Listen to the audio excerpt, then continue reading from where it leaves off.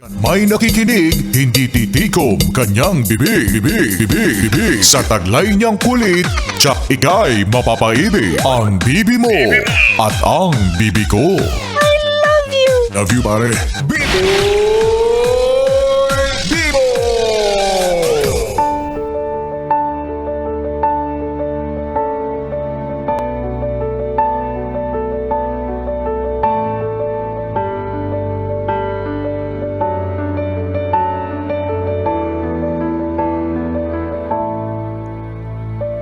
Gandang gabi, ako'y nagbabalik, DJ B-Boy Bibo para sa ating tuloy-tuloy na BB Time tungkol sa usaping assurance.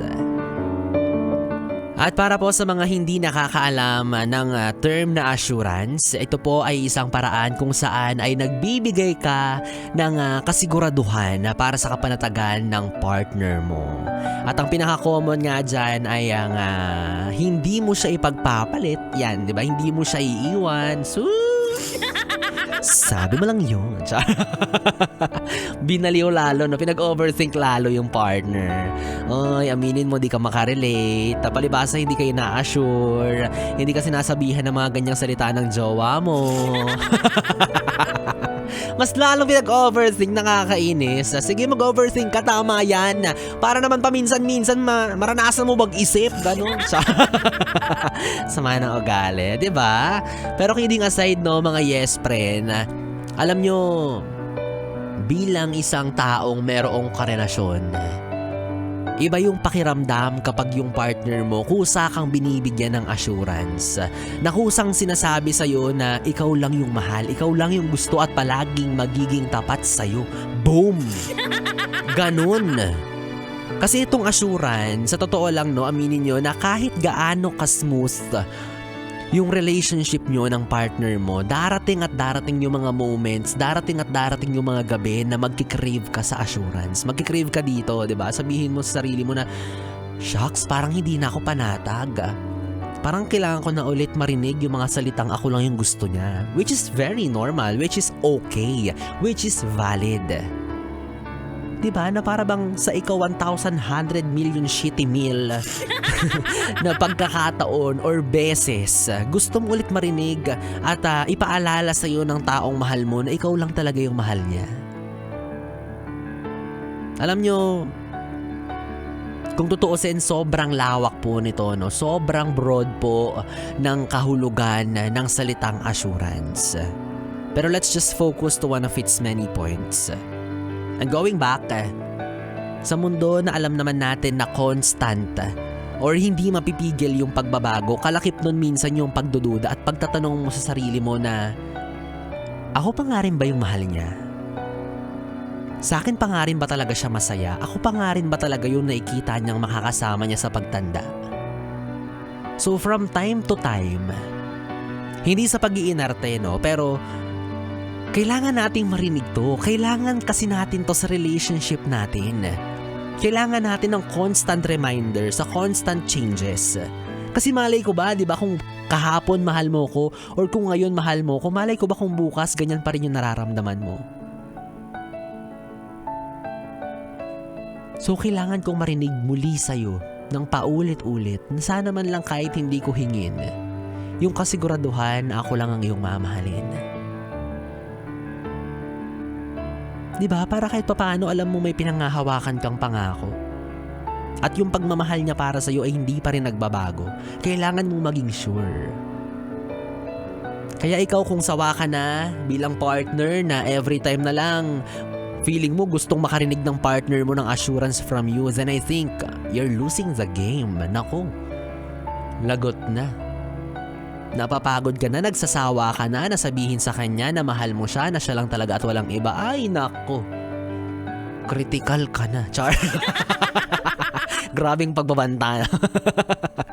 Kasi diba, kailangan lang nating alalahanin or ipapaalala ko lang sa'yo, yes friend, na peace of mind ng partner mo yung nakasalalay dito. Na kung talagang mahal mo yan, hindi mo hahayaan na mautik siya, na maparanoid siya, na mag-overthink siya. Bagkus, tatanggalin mo lahat ng duda sa isipan niya at papalitan mo yon ng paninigurado na wala kang ibang mahal kundi siya. And this is to clarify na ang assurance po ay hindi po isahang bagsak ng mabubulaklak na salita. Kailangan po dito ay ang consistency. At kung magmamatch ba yung sinasabi mo sa nararamdaman ng partner mo. Kasi kahit anong sabihin mong mapapalabok, 'di ba, na salita, kahit na may glitters pa yan, kahit gaano mo kaganda dineliver sa kanya nung sinabi mo yan, baliwala po yan kung hindi naman yan yung nararamdaman ng partner mo. Sasabihin mo sa kanya lagi, mahal kita, ikaw lang yung sa akin. Pero may kita sa cellphone mo, ang dami mong ibang kachat. O, 'di ba? Baliwala yung assurance na yan.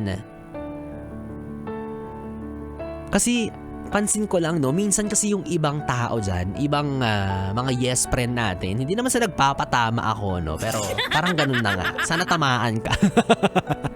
Oo, 'di ba? Yung iba kasi tinitake advantage din nila yung salitang assurance. Tinatago nila sa likod ng salitang to lahat ng kanilang panloloko. I mean, 'di ba? Kasi madali nga naman magsalita, madali nga naman magbitaw ng kung ano-anong salita sa partner mo na kesyo hindi mo siya iiwan, na kesyo hindi mo siya ipagpapalit, kasi hodang siya lang talaga sa buhay mo magpakailanman. Sus!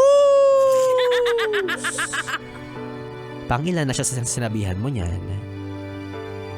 'Di ba? Tinitake advantage kasi natin yung alam mong masabi lang, 'di ba? Masabi lang na okay na 'yan.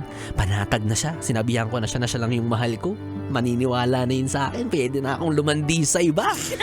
'Di ba? Masyado mong ginagamit yung salitang 'yan in a wrong way. At sana makonsensya ka. Makonsensya ka na habang ginagawa mo 'yan, may isang taong posibleng masaktan. May isang tao kang niloloko. Isipin mo, 'di ba? Napaparanoid na yung jowa mo. Todo na siya mag-isip. Grabe na yung pagdududa. Tapos tinatabunan mo yun ng panggagaslight sa kanya. Sinasabihan mo siya ng kung ano-ano na hindi naman totoo. Hindi ka ba nagigilty na yung taong yan, minamahal ka ng todo, minamahal ka ng totoo, tapos ikaw, ang dami mong minamahal, yung totoo. Anong trabaho mo? Tagapag-ibig ka ba, ha? Diba? I mean, ano bang purpose mo? Kasi kung hindi mo naman na siya gusto, kung hindi na siya yung mahal mo, then let him or her go. Huwag mo nang idaan sa mga salitang pangahawakan pa niya, sa mga pangakong paniniwalaan pa niya na hindi naman pala totoo. Kasi mas masakit. Mas umaasa siya. And as time goes by, nagiging mali na lahat. And as time goes by, kung hindi man kayo magkatuluyan ng taong yan, panigurado na magkakaroon na yan ng trust issues dahil sa'yo. Sisirain mo yung point of view niya, sisirain mo yung perspective niya or pananaw niya sa salitang pag-ibig. Diba? Diyan naman talaga pumapasok yung trust issues diba, ng isang tao. Once maka-experience siya ng panloloko, once maka-experience siya ng panggagago, diba? Diyan papasok lahat yun. Kahit na sino pang taong dumaan sa buhay niya, once ma-experience niya yun, hindi mo na maaalis sa kanya yung mag-overthink. It will be a part of him or her. Kaya ikaw, bilang isang partner, trabaho mo yan, obligasyon mo yan, responsibilidad mo na siguraduhin na yung partner mo ay hindi nag-iisip ng kung ano-ano. Responsibilidad mo na from time to time, kung kaya ng oras-oras, minu-minuto, sabihin sa kanya at iparamdam mo sa kanya na siya lang talaga. Kasi hindi mo alam kung ano yung pinagdaanan niya.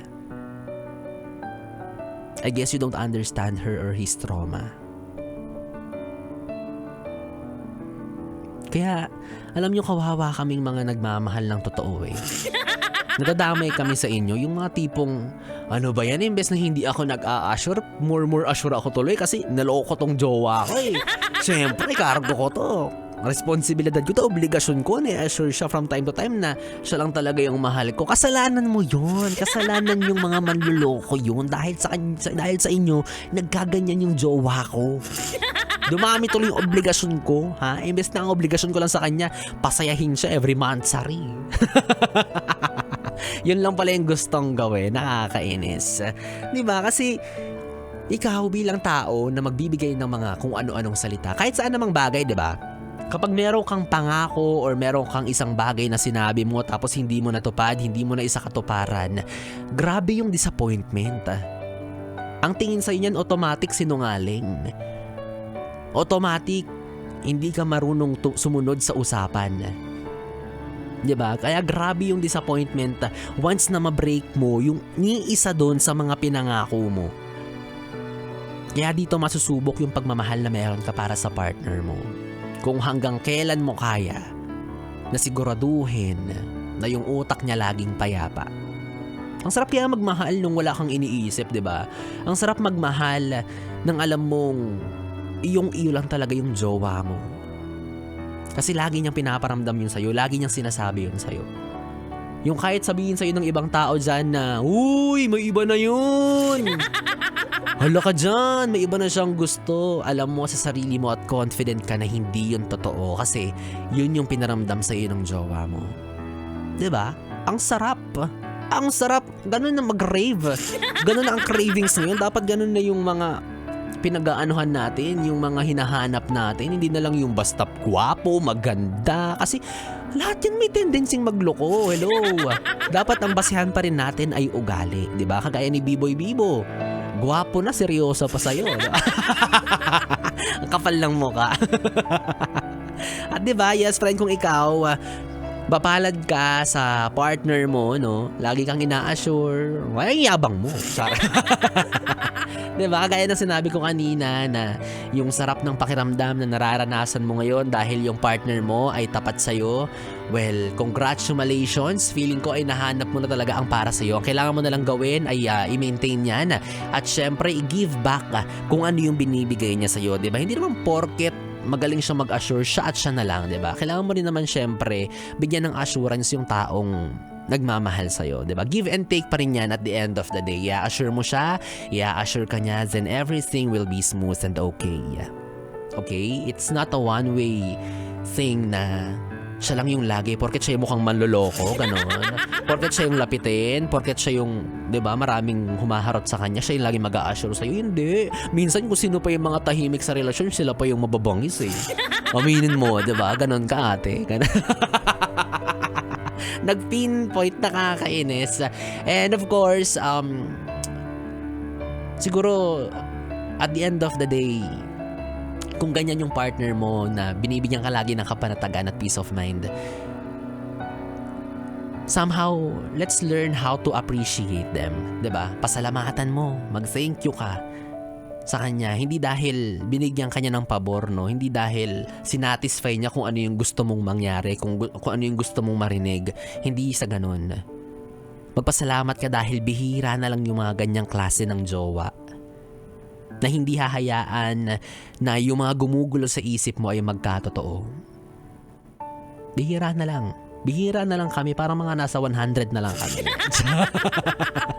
Kainis. Ang kapal lang mukha ni B-Boy. Kaya alam mo, para sa akin, yes, friend kong Bibi, ang masasabi ko lang na assurance para sa'yo kung sakali man na magkatuluyan tayo, alam mo, hindi magiging okay ang lahat para sa atin. Darating at darating yung mga pagkakataon na mag-aaway tayo oras-oras, bawat minuto. Pero ang masasabi ko lang sa'yo, syempre, hindi ako magpapatalo. Ang sama ng ugali ni B-Boy, nakakainis. Well, anyways, yes, friend kong Bibi, nakapiling mo ang Bibi mo sa radyo dahil 3 oras na bibisahin na naman natin pinagsaman. Nakapiling mo, DJ Bibo, ang DJ na single brand swingle, baso lang na uwing-uwi na dahil naiihina po ako. Nag-rap na si B-Boy. Well, anyways, yes, friend, magkasama at magkarinigan tayong muli bukas sa parehong oras, dito pa rin at dito ka lang sa istasyong No Problem, ang 101.1 Yes FM. Good night, Bibi. Mwah, mwah.